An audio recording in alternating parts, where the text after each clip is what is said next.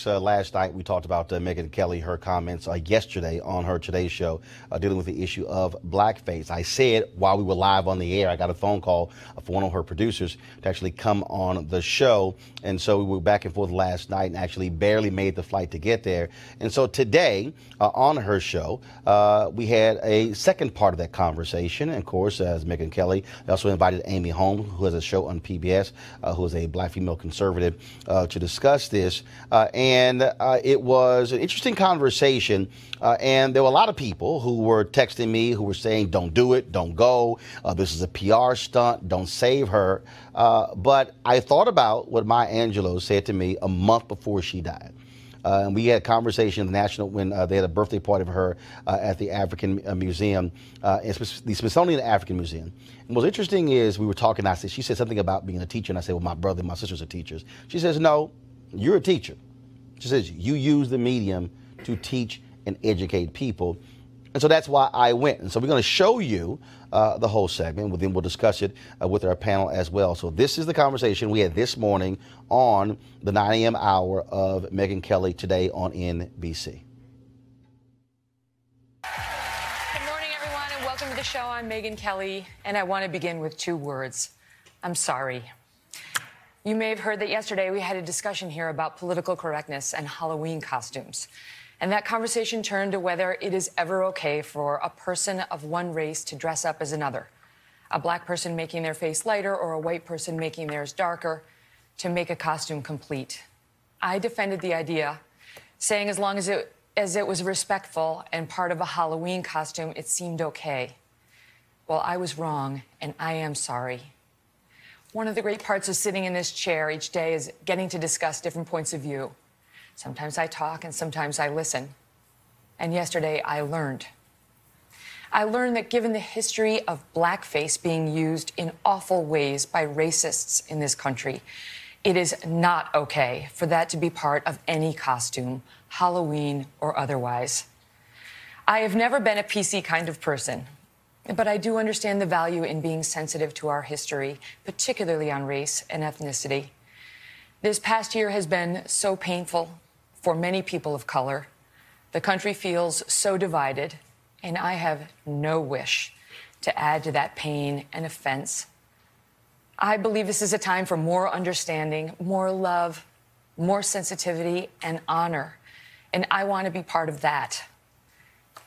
Thank you for listening and for helping me listen too. Roland, I did listen yesterday, and what was very clear in what I read and what I heard is that the history here, when it comes to that term and this issue, is deeply disturbing. I think the problem is for African Americans, we know the history, and too many white Americans don't know or won't accept it. When the reality is, it is American history, yours and mine. When you look at blackface, white entertainers wore blackface to mimic African Americans, to caricature African Americans. When you look at the minstrel shows, black entertainers were forced to wear blackface because whites did not even want to see the humanity of black people, so therefore they had blackface. Last night, I looked at Spike Lee's 2000 movie Bamboozled, which dealt with this. And they actually, the Jada Pinkett Smith character actually talked about exactly how they created it. And what they did was they poured alcohol on 2 corks, burned it to a crisp, mashed it to a powder, added water, and mixed it to a thick paste, and then applied it to the faces of black people. Then they would take red lipstick and put it on the lips, but then on the outside of the lips to create this image. But this thing went beyond just that. You look at the Jim Crow Museum that's at Ferry State University, where this is American history, where black people have been assaulted in magazines, television, radio, all of these images that have continued for centuries and then, of course, decades, going up to the 1960s and to some degree in the 70s, and we still see it present day. And so this is American history. The problem is too many of us grew up learning his story and not actual history.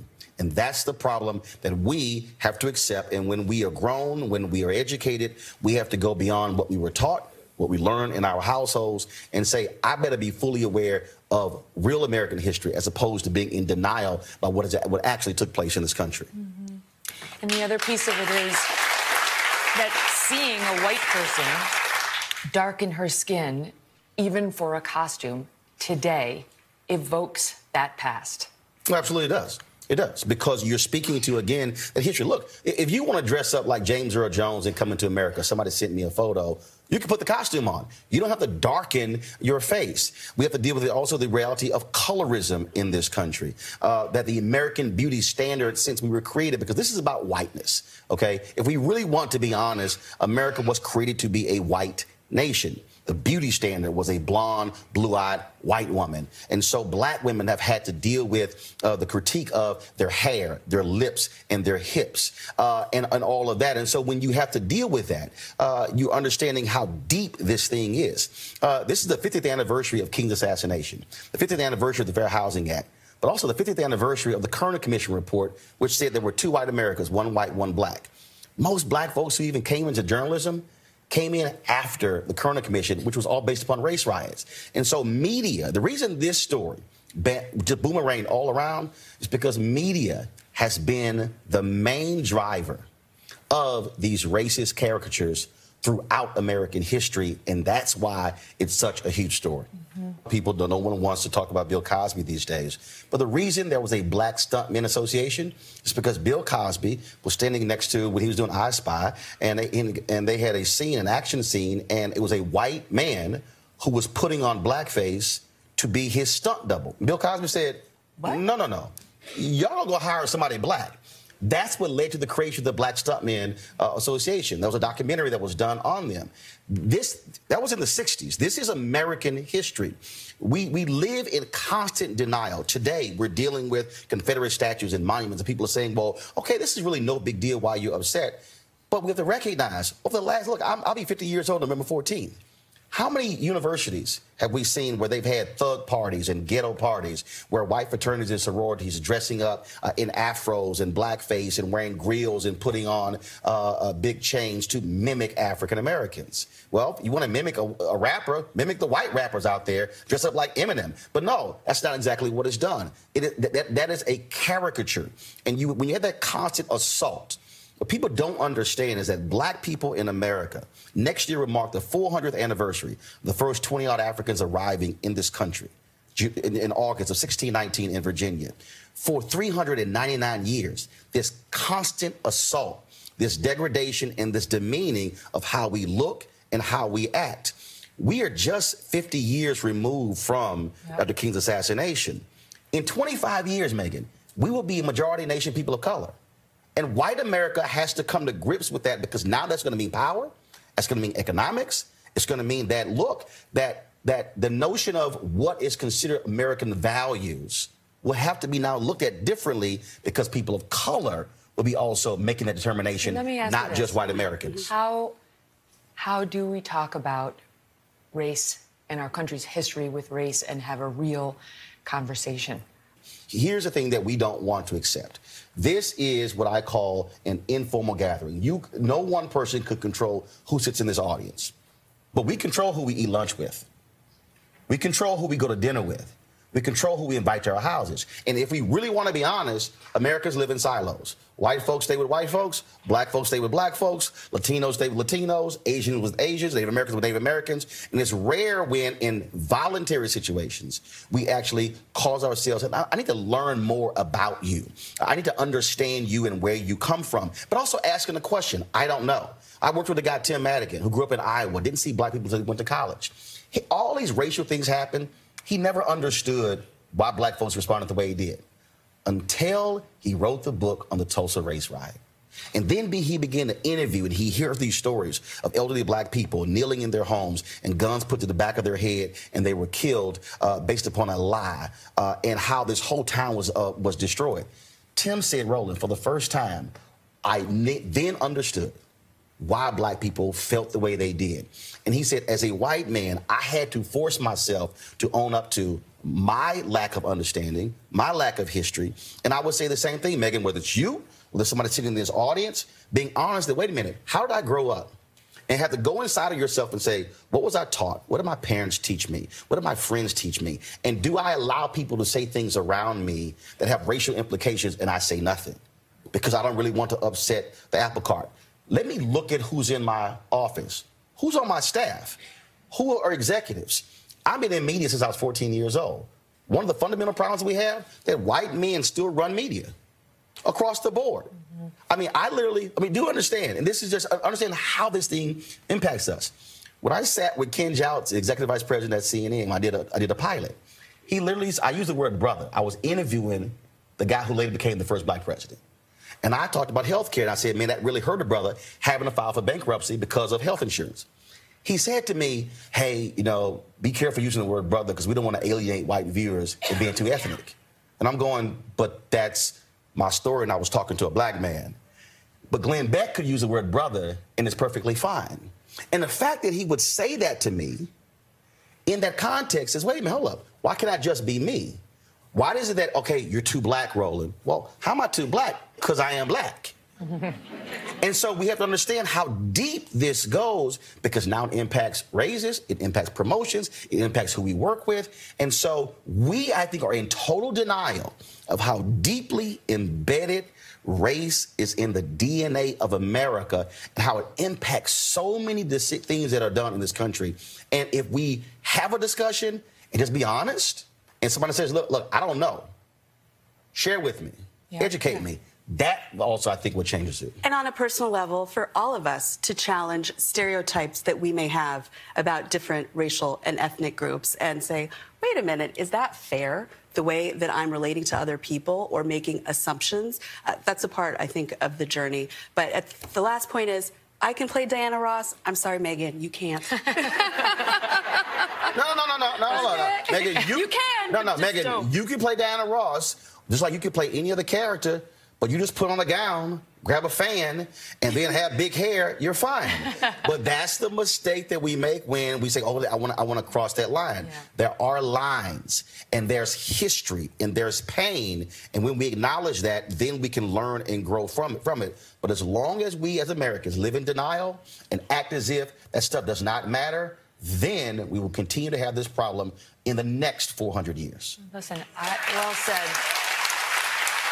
All I can say is, for my part, I have been listening and learning, and I'm grateful to both of you to have this conversation here on the set today, and to those who reached out to me via Twitter. I've heard you too. Thank you. Thank you very much, and we'll be right back. Now, of course, that was the edited version. We have the full version of the conversation on our YouTube channel. So go to youtube.com/Roland S. Martin. All right, let's turn to our panel. All right, folks, back to our Roland Martin Unfiltered video in just one moment. Now, a word from one of our Roland Martin Unfiltered partners. You've heard me say it before, and I will say it again. Write down this website, marijuanastock.org. That's marijuanastock.org. I'm going to tell you why it matters. Legal marijuana has grown to become a $9 billion industry in roughly 6 years. Forbes magazine predicts the market will continue to grow to nearly $50 billion in the next 10 years. So whether you like it or not, legal marijuana is a growing industry, and it is only going to get bigger. Now, if you're an investor, you get it. You look for business models that are easy to understand in industries that are trending up. Our friends at Transatlantic Real Estate made their business very simple. They buy land that supports legal marijuana operations and lease it to high-paying tenants. So you are investing in the landlord of a licensed marijuana farm. Stop working so hard for your money. Let your money start working for you by investing in the legal cannabis industry. You can invest as little as $300 up to $10,000. But you can't wait. This crowdfunding opportunity is only available for a few more days. They say that you either make things happen, watch things happen, or sit around wondering what happened. Don't be the person watching and wondering. Don't let another investment boom get away from you. It's time to make something happen for you, your finances, and your family. And don't forget my pro tip. To be included, you must complete and confirm your application. And be sure to complete the process. Go to marijuanastock.org. That's marijuanastock.org. Get in the game, folks. Do it now before time runs out. Now back to your Roland Martin Unfiltered video. Your thoughts? Thank God yesterday she was wrong about it. because that meant today you had an opportunity to go before millions of people and give them the history of this country that they otherwise may have never, ever heard. I see it as a blessing that Megyn, with her ignorant self, is in the Today Show slot and needed to cure it, because in the curing of it, she made way for a conversation that had to happen and information to be provided around the world. So, to me, well done, Roland. Scott, And you were thank talking you, about Megyn. watched this with some of your law partners? I did. A number of them. And CNN is kind of on, but I happen to have it just on NBC. And I was on a phone call, and they were in my office with me. And NBC, and I saw your face. I had to get off the phone. And I am deeply grateful that you chose to go. And I mean that. You and I go back and forth a lot, but I got to tell you, I've never been prouder. And here's the thing. You did that interview. That was your interview. Don't miss the move now. That was his interview. Yeah. Megyn was just there, right? And he had a broad-based audience to share in a thoughtful, cogent, intelligent, African-American, intelligent-based representation of a lot of points. The most important point I think you made, and I talked about this as the layperson presenter at Reed Temple this past weekend, about the need for a national dialogue on race in this country to reconcile the issue of slavery, Jim Crow, Ku Klux Klan, this history issue that you talked about. And it needs to come from the top. I challenge the AME Church to lead that effort, but I challenge our government officials, not this government that we have in place now, to lead that discussion. America has never reconciled itself on race. No. And won't. It's never reconciled what it promises to be and what it is, because we will not have that dialogue. White people think they've paid their dues because we got black billionaires, and black people they took so much from us that we don't know who we are, actually. I mean, when we talk in our employment places about black issues or black this, a lot of people that look like you and me, Roland, we lower our voice. Other ethnicities don't lower their voice Because we've been conditioned. That's exactly. And Julian, no, hold on. but follow me here. Right. So, finish your point, then I'm going to go to you. Right. But we have been trained that way. And so we can't just continue to ignore this and act that the race issue in this country is gone away with time. We got to be comfortable and aggressive and make everybody else comfortable, black, white, yellow, and brown, talking about these issues. Julian, last week I was in Indianapolis, and there was a State of Black Issues discussion that I moderated with Susan Taylor, Reverend Al Sharpton, and Michael Eric Dyson. And we're going to air some of that later this week and also next weekend, live stream the whole thing this weekend. And I talked about Dorothy Cotton, and she was over the Citizen Education Project with SCLC. Everybody focuses on, well, they trained them to go out. Well, no. In her book, she said, no, they brought people in. They wanted to see where they were mentally, how they view things, and they reprogrammed them. Yes. To send them go out. The thing for me is, and look, I saw all the commentary. Oh, my God, she's 47 years old. She's a white woman. How does she not know? Which is all legitimate.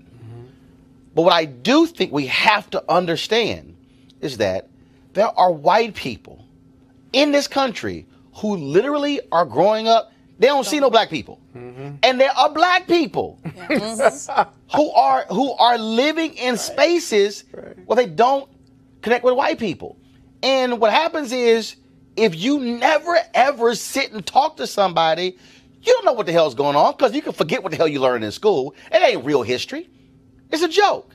And so we have to, I think, sometimes force that conversation, and yes, teach some folks. Yes. Well, teach some folks. I'll first of all say, Roland, I want to commend you. You did a brilliant job. I think it was really great. I'm happy that you mentioned Tulsa.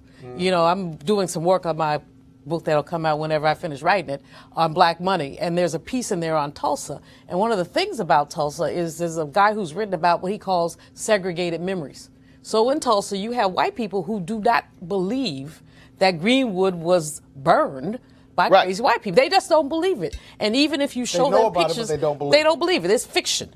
And you have black people who, as you say, they lower their heads, they've heard about it, they're ashamed about it. But the shame is about the way that we have been bludgeoned by stereotypes. And what I think was so valuable about what you said is that you really walked us through some of those stereotypes, some of that whole thing about blackface and how it actually distorted. And as a result of that, how if you go back to, like, my mom is 90, and she talks about when black women would not wear red because it was connected. Now, red is my favorite color, just the rebel in me, but it's connected to the way. And you're a Delta, so that's the red in you. Of course. Gotcha. Of course. But And I'm a Kappa. But yeah, dress like a Delta. So- go ahead, Juliana. I do that. But the point is that all of this, Right. so black women could never feel pretty. Right. So they have these. What was red connected to? The exaggerated The lip. lips, Right. and all of that, and so black women did not wear red, and you would hear our grandmothers. Mothers say, only certain kind of women wear red or purple. There were colors that we just weren't supposed to wear. Breaking the stereotypes down is important. But both of y'all, because both of y'all make this point about conversation. I'm the old head at the table. I mean, people keep talking about conversation. Bill Clinton talked about conversation. I want reparations. But here's the piece. But here's the piece, though. The Bill Clinton conversation was a fake conversation. And I called it fake then because what they did was they wanted a nice conversation. They didn't want to be controversial. When Megyn asked that question, and this is what I said to her and the staff off air, guess what? That conversation is going to end up being raw. It's going to end up being real. It's going to end up being where folks are going to be upset. And it takes somebody saying, I'm not going to cuss you out, but I'm going to sit here and we're going to have the conversation. Because there are things that happen every day. Like literally, the point I made about the guy CNN. I got a text message. Somebody said, Roland, that was petty. You shouldn't have brought it up. I said, no, it's real. I said, why? I said, it was real. I experienced it. That's right. And it was like, well, no one knows him. I said, that's the point. Yeah. The point is there are individuals who you don't know who say things, who are in positions of power. Who replicate. No, and actually what he said was, he said that, then he also said, I also showed it to my wife and she agreed. And I'm sitting there going, wow, the white wife agrees. And it was sort of like, okay. That's better than you. Now I'm going, now he didn't say, how did you get Senator Barack Obama to agree to shoot a pilot that will never air? Right. He didn't ask that question. Right. The first thing he said was, be careful using the word brother. We don't want to alienate white viewers. Yes, again. Which causes me to then go, okay, well, when we actually have conversations, what are you thinking? And what's your thought process? What decisions are you making? And the reason I brought it up, because he's still there. He's still executive vice president. He's still over HLN. And I'm not calling him a racist. I'm saying by him raising that point, I then have to say, well, where's that coming from? Because if the white boy can say brother, but he's a Christian and that's fine, why can't I say brother? Right, but Roland, I want to say one more thing really quickly. quickly. Monique, to you. The whitewashing of our culture, that such that even when you have blacks in media, they're not supposed to be black. So we strip away the culture, or in the case of blackface, we exaggerate the culture. Those are the only two options that we've had in America. And in fact, the blackface, as I pointed out, for when black people put it on, well, so they didn't actually have to see us for real, which happens, to your point, Scott, when it's lower your voice, change your clothes. What's your approach? So but basically what that says is, what the white values, we're going to strip you of your blackness. And we need you to walk like us, talk like us, act like us, go to the right schools, do the right thing, strip all of what makes us us. That's essentially the same as blackface. And it's taught by our elders, unfortunately, Yes. because they knew the only way we could advance was by taking on those attributes and characteristics and stripping ourselves. Because Julian, I remember when Earl Graves, when he put in Black Enterprise magazine, you gonna cut your dreadlocks. Yes. And there was a big controversy. That was Brother Harvey at Hampton told the young people in business school they could not have dreads, they could not have twists. But a couple things. First of all, I was happy that you were with Megyn Kelly, but I'm not giving Missy a pass. You were there. Oh, absolutely. Perhaps she got it. I don't think she got it. I think she's a fake Jake human being who has used the term political correctness more than once, and even in that interview. The words PC if she was sorry, then she should have just been sorry. And she is sorry, like one of the sorriest pieces of journalism that I've seen in a while. Seriously. I mean, that using PC is justification. Just leave that alone. Number two, to the mask. And I think it's really important, your point about how we have had to basically juggle the place between assimilating, accommodating, and being our black selves. I had a producer tell me once back in the day, Roland, when I was doing a lot of TV, did my hair grow? He said, you're very pretty, but you'd be much more attractive if you had longer hair. Does your hair grow? I said, hair growth is a human function. Everybody hair grow, and I cut mine like every 4 weeks. So, I mean, but to say that is like to dehumanize. Right, but also, again, it's standards. And see, the reason I keep going back to the images part, because that museum I talked about, the Jim Crow Museum, yes, it was Dr. Skip Gates who had that in his documentary, African Americans, I think Many Rivers to Cross, I think that was the name of it. And in that particular doc, so that was the first I heard of it. And what was amazing about the African Americans, Many Rivers to Cross. So if you actually, where is it? So it's in Big Rapids, Michigan. Okay. So it's at Ferris State University. All of you folks who are watching, if you just Google Skip Gates and Jim Crow Museum, the clip will come up. And at this museum, they have just tons of artifacts, literally magazine ads. They have billboards. They have all of the little trinkets. And you see the protruding lips, the bugged out eyes, the pickaninny hair. You see all of that. With so they lay out in this whole museum the continuum. And the director in his interview says to Gates that there's no other group in the history of America that has had the sustained assault on their looks, on their hair, on their psyche than black people. Yeah. No other group. No other group. And so you take that from the 1800s and then the 1900s, and then you go through radio, and then you have Amos and Andy. And then, of course, you have the maids in movies, and then Step and Fetch It, and the foot shuffling. And then you go through the demeaning characters in the 50s and then 60s. Then you go through the ghetto characters in the 70s. You go through the UPN show where they wanted to have the slaves and with Lincoln. It was a UPN show where they got canceled before it even came on. They were going to say that enslavement never occurred. I mean, freedom never occurred. Right. It was like premise. A setting of the White House, Lincoln president, and we got some slaves. Like, are y'all serious? And so then you go through all this. So you go through and how media played the role, because that's also what we constantly projected. But Roland, let me jump in here, because I want to continue one thought you had about assimilation and what they've dictated to black men and women for assimilation in corporate America in 2018. If you do all of that, right, you are still only acceptable to a certain point. Right. There is still a glass ceiling, and they are still the numbers of black CEOs and general counsels are still minuscule, comparatively speaking. And here's the thing they tell you is why, if you are acceptable, why you still can't get to the highest point.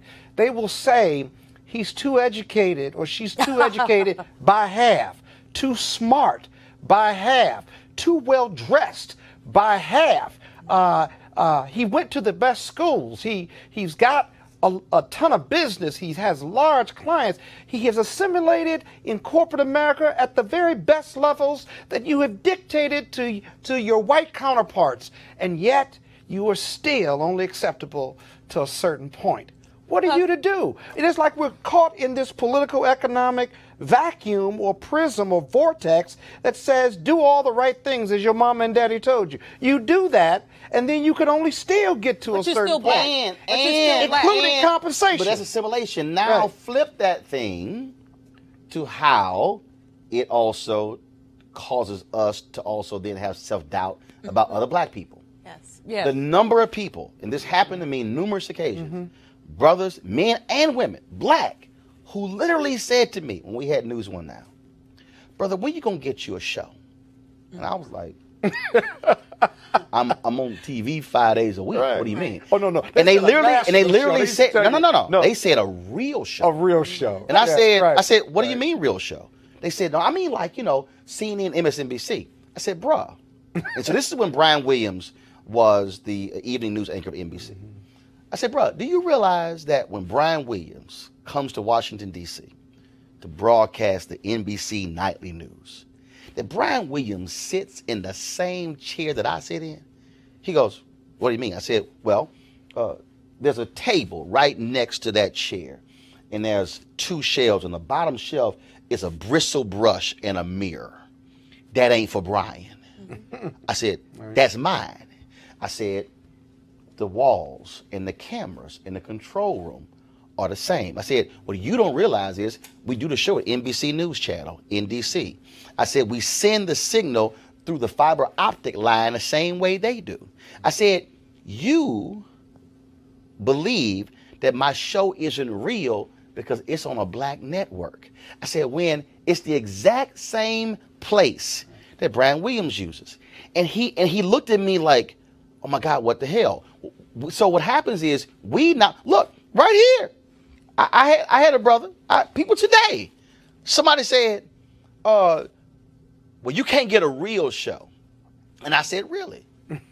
Because you got a digital show. Well, and I said, real? wait a minute. I said, did you see the news today that NBC is launching, they launched today a new streaming channel? I said, did you see the news that CBS has CBSN, which is a digital channel? I said, did you see that Fox News next year is launching a digital channel? I said, so explain to me how it's bad that I have a digital show Before. but they all are launching digital shows. So before they had theirs. Again, how we think. So we're taking on.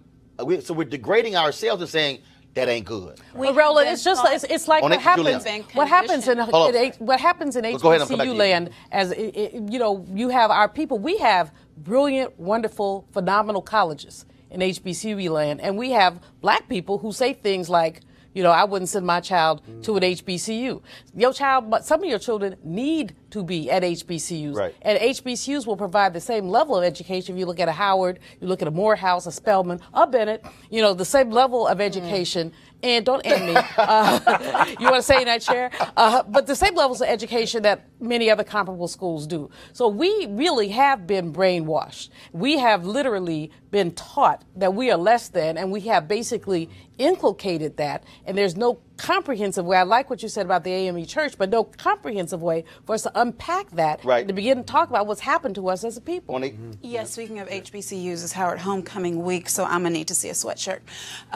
My point. You what else? I wear HBCU gear on Monday. Okay, well, this ain't Monday. You still have time. You still have time. Virginia State, I had it on Monday. Go ahead. HU.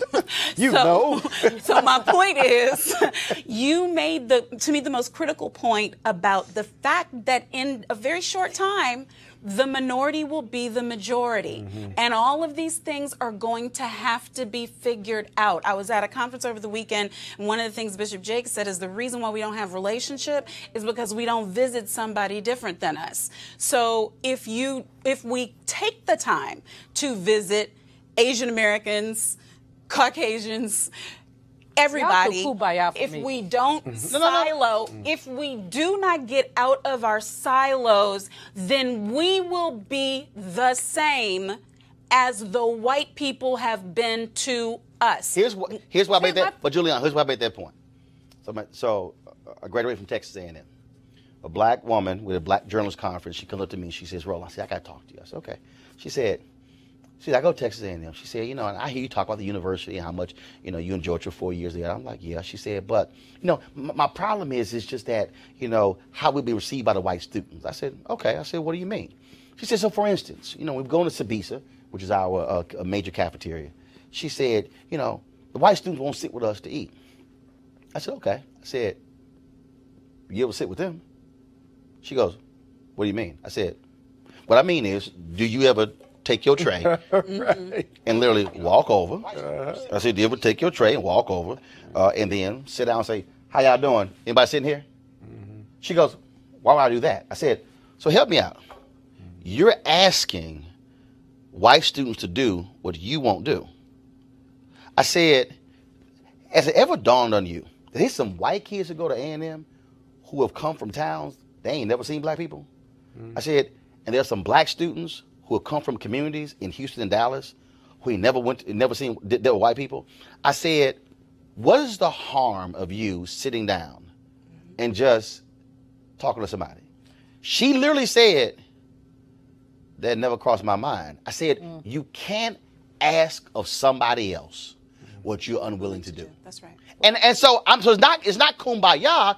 It's just the reality that why can't I if I got someone who's Asian or Latino who's a woman, I have at some point I've got to get the hell out of just my spot and actually talk to somebody. I don't fully disagree with you, but the kumbaya, let's have a conversation thing is played when you think about economic structure. See, I always come back to economic issues. Got it. When Monique talked about, well, if you don't go visit Asians or whatever, we're going to be the same. We're going to be the same unless we figure out how to deconstruct a capitalism that puts people at the periphery. It has nothing to do whether we have conversations or not. But hold on. We need to have but by having the conversation, we need to have economic conversations. We need to be in rooms and chambers of commerce and boards so that we can learn what that thought process is. Hold on. No. And see, I'm gonna give you the answer to that.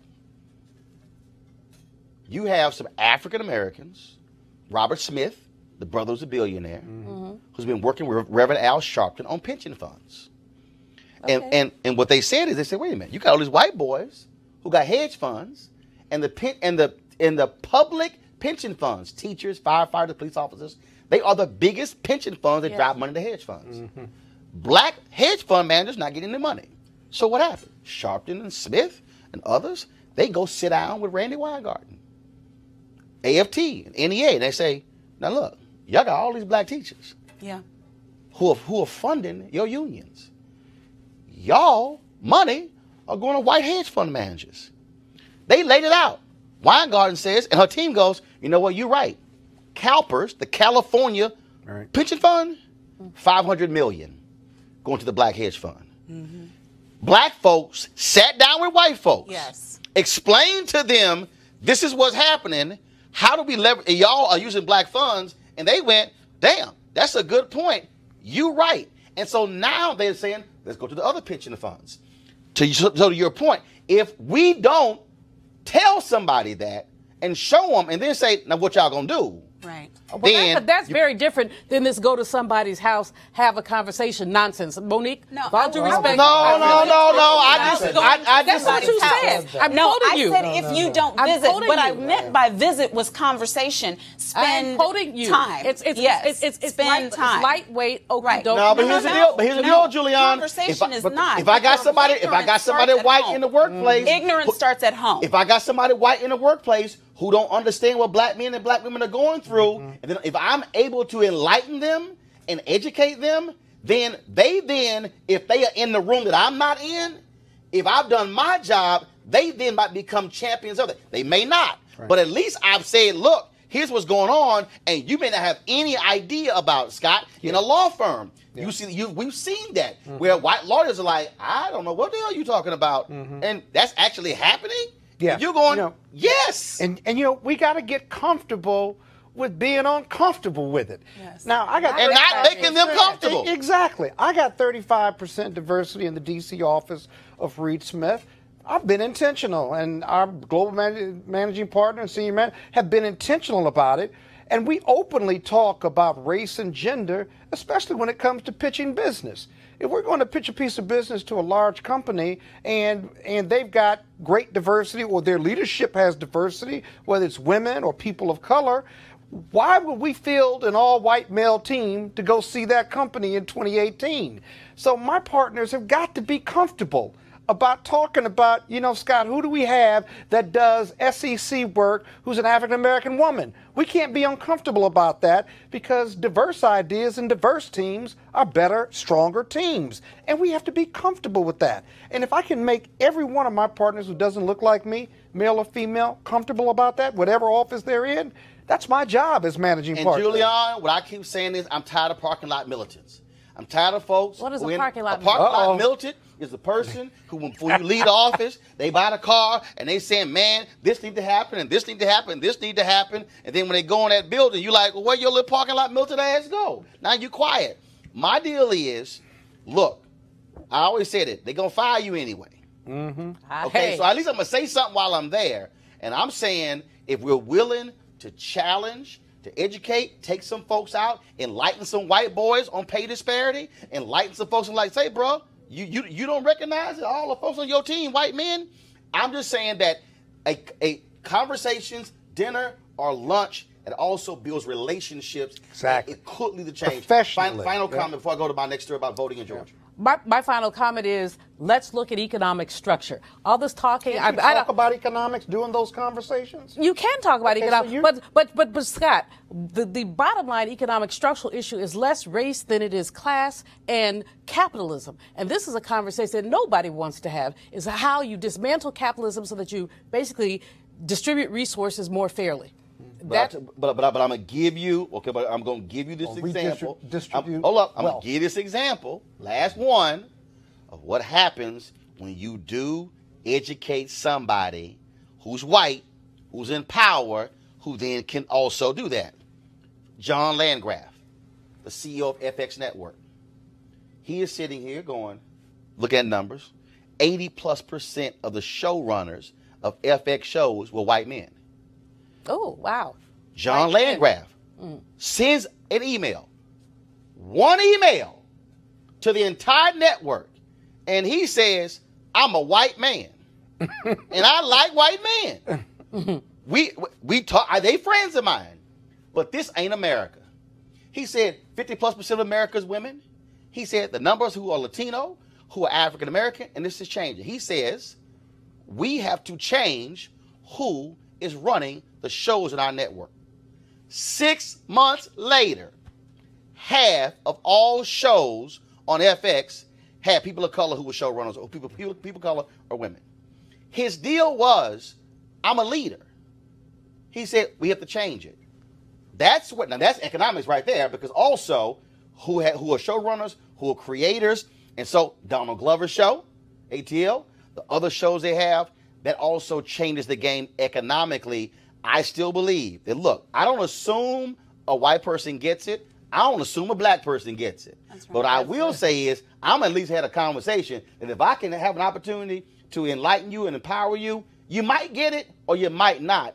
But at least I'm going to make the effort, and that can speak to economics. I don't believe in wasted conversations. I'm with you on the money part. But again, somebody's got to force it. And if it's going to be us, fine. But I'm not going to wait on somebody else to actually do it.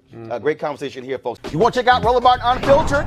YouTube.com/Roland S. Martin. And subscribe to our YouTube channel. There's only one daily digital show out here that keeps it black and keep it real. It's Roland Martin Unfiltered. See that name right there? Roland Martin Unfiltered. Like, share, and subscribe to our YouTube channel. That's YouTube.com/Roland S. Martin. And don't forget to turn on your notifications so when we go live, you'll know it. You want to support Roland Martin Unfiltered? Be sure to join our Bring the Funk fan club. Every dollar that you give to us supports our daily digital show. There's only one daily digital show out here that keeps it black and keep it real. As Roland Martin Unfiltered. Support the Roland Martin Unfiltered daily digital show by going to RolandMartinUnfiltered.com. Our goal is to get 20,000 of our fans contributing $50 each for the whole year. You can make this possible. RolandMartinUnfiltered.com.